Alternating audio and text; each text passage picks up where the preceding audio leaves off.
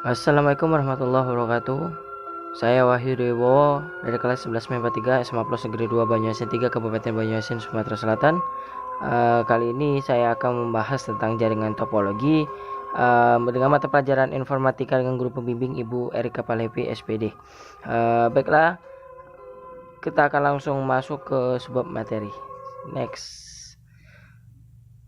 Selanjutnya yaitu kita akan menentukan materi yang akan kita pelajari kali ini, yaitu kita akan langsung ke pengertian topologi, macam-macam topologi, kelebihan topologi dan kekurangan topologi.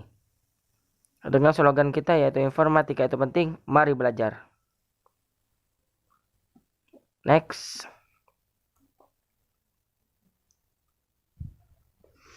Kita langsung ke pengertian topologi jaringan. Topologi jaringan adalah suatu cara atau konsep yang digunakan untuk menghubungkan dua komputer atau lebih berdasarkan hubungan geometris antara unsur-unsur dasar penyusun jaringan, yaitu node, link, destination, atau pemilihan topologi jaringan didasarkan pada skala jaringan, biaya, tujuan, dan penggunaan. Kemudian kita langsung ke macam-macam topologi. Pada topologi terdapat 6, yaitu topologi Bose, topologi ring, topologi star, topologi mesh, topologi tree, dan topologi extended star.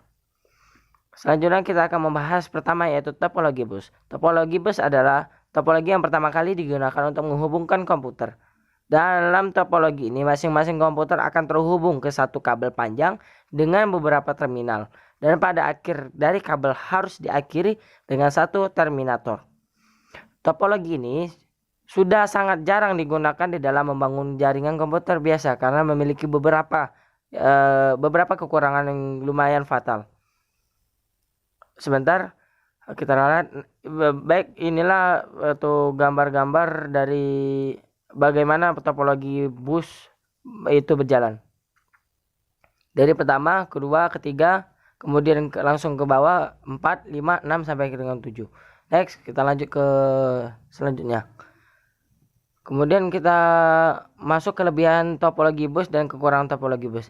Topologi bus memiliki kelebihan yaitu tidak memerlukan sumber daya kabel yang banyak. Biayanya juga lebih relatif murah dibandingkan dengan topologi lainnya. Tidak terlalu rumit jika tidak ingin menambahkan jangkauan jaringan yang sangat sederhana. Kemudian masuk ke kekurangan topologi bus. Topologi bus tidak cocok untuk trafik atau lalu lintas jaringan yang padat. Stub barrel connector yang digunakan sebagai penghubung memperlemah sinyal elektrik yang dikirimkan dan kebanyakan akan menghalangi sinyal untuk dapat diterima dengan benar. Sangat sulit untuk melakukan troubleshoot pada bus. Lebih lambat dibandingkan dengan topologi lainnya. Jadi kita sudah menentukan apa kelebihan dan kekurangan topologi bus. Kita akan lanjut ke materi yang kedua yaitu topologi star. Topologi star seperti namanya, susunan pada topologi star ini sama seperti bintang, sama dengan bintang yang biasa kita buat. Topologi ini memiliki mode inti atau tengah yang disambungkan ke node lainnya. Karakteristik topologi star ini, setiap mode berkomunikasi langsung dengan konsentrator atau hub. Kemudian bila setiap paket data yang masuk ke hub, kemudian di broadcast ke seluruh node yang terhubung sangat banyak, misalnya memakai hub 32 port, maka kinerja jaringan akan semakin turun. Kemudian yaitu sangat mudah dikembangkan, dan juga jika salah satu Ethernet card rusak atau salah satu kabel pada terminal putus ini, maka keseluruhan jaringan masih tetap bisa berkomunikasi atau tidak terjadi down pada jaringan keseluruhan tersebut. Bukan seperti dengan topologi bus lainnya. Bisa dilihat gambar dari topologi star mirip dengan bintang. Gambarnya juga mirip dengan bintang, bisa dilihat. Baiklah, kita akan lanjut ke kelebihan dan kekurangan dari topologi star ini. Kelebihan topologi star ini memiliki cukup mudah untuk mengubah dan menambahkan komputer ke dalam jaringan yang menggunakan topologi star tanpa mengganggu aktivitas jaringan yang sedang berlangsung. Apabila satu komputer yang mengalami kerusakan dalam jaringan, maka komputer tersebut tidak akan membuat mati seluruh jaringan star. Nah, kemudian kelebihan yang selanjutnya yaitu kita dapat menggunakan beberapa tipe kabel di dalam jaringan yang sama dengan hub yang dapat mengakomodasi tipe kabel yang berbeda. Kemudian dalam topologi star ini memiliki kekurangan, yaitu memiliki satu titik kesalahan terletak pada hub. Jika hub pusat mengalami kegagalan, maka seluruh jaringan akan gagal ataupun tidak bisa beroperasional. Kemudian membutuhkan lebih banyak kabel karena semua kabel jaringan harus ditarik ke satu control point. Jadi lebih banyak membutuhkan dan juga lebih banyak kabel daripada topologi jaringan yang ada. Kemudian kekurangan yang selanjutnya yaitu jumlah terminal terbatas tergantung dari port yang ada pada hub.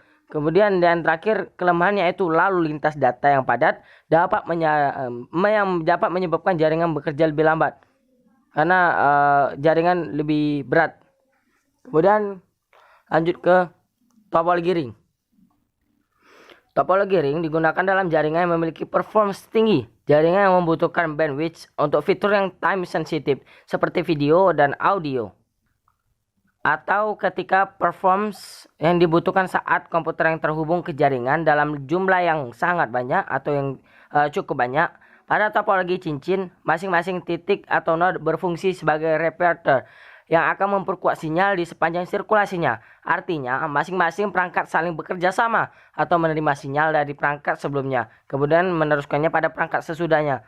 Proses menerima dan meneruskan sinyal data ini dibantu oleh token. Bisa dilihat gambar topologi ring seperti ring itu adalah lingkaran atau cincin. Bisa dilihat antara komputer dengan komputer lainnya memiliki jalur seperti lingkaran atau cincin.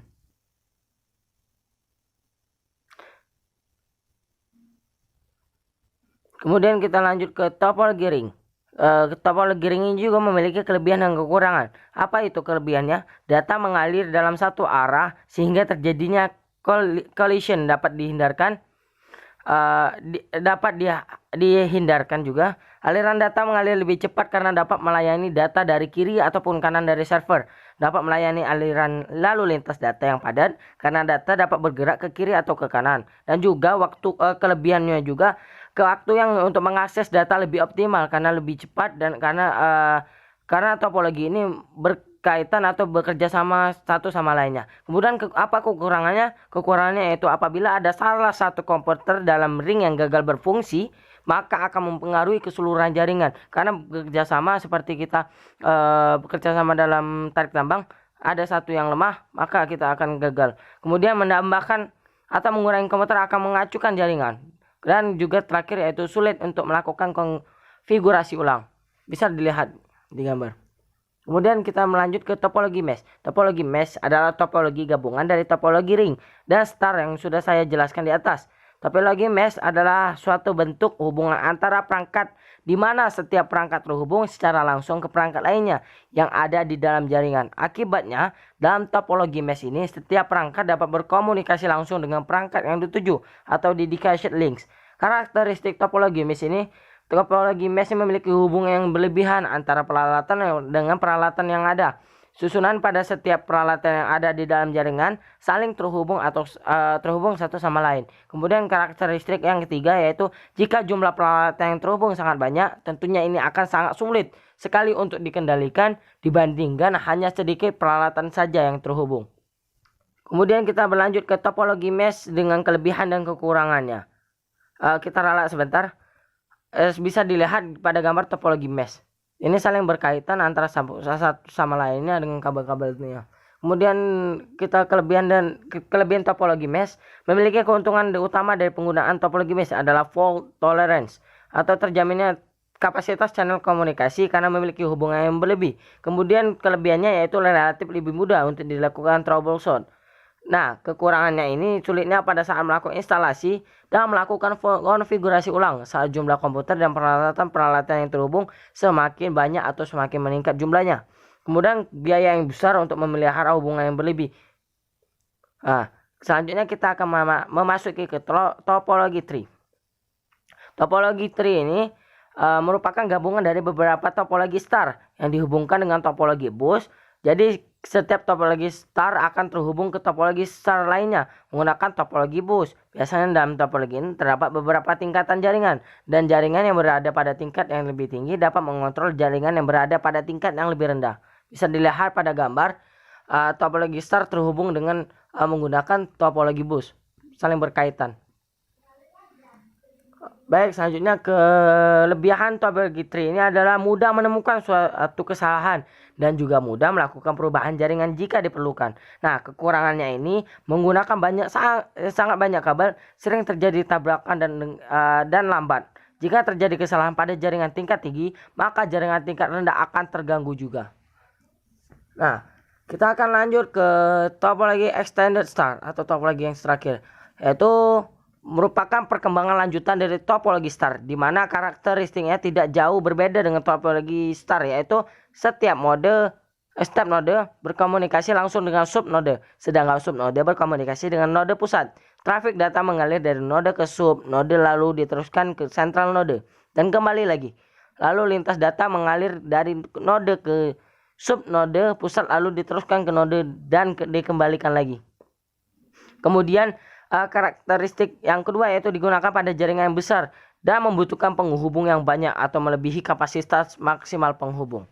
Next, kita lanjut ke keunggulan dari topologi extended star dan kelemahan ke extended star. Topologi extended star memiliki keunggulan jika satu kabel subnode terputus, maka subnode yang lainnya tidak terganggu. Tetapi apabila central node terputus, maka semua node di setiap subnode akan terputus. Nah, kelemahannya yaitu tidak dapat digunakan kabel yang kelas